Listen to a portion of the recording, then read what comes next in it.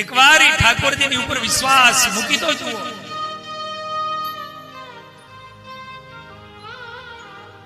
તો તમને ખબર પડશે કે ઠાકોરજી કેવો છે.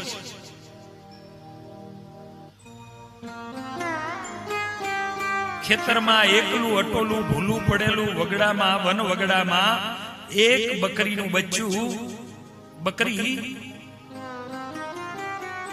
એની સામે મોત દેખાય અને એક ખાલી માત્ર સિંહનું પગલું જોઈ અને બેસી જાય અને જંગલના જેટલા હિંસક પ્રાણીઓ આવે અને બકરી કે એક પગલા વાળો બેહડીને ગયો છે અને બધાય વયા જાય, કોઈ ન મારે અને છેલ્લે જેનું પગલું હતું ઈ આવે અને તેથી કે તને ખાઈ જાઓ, ત્યારે કે છે ખાઈ જાઓ, મને તો પગલા વાળાના આધારે બેઠી છું.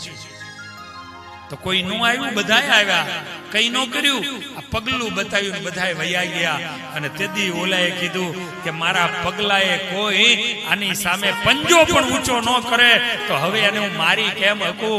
હવે તો હાથીને બોલાવી એના ઘરે હાથીની પીઠ ઉપર બેસાડીને મૂકી આવું.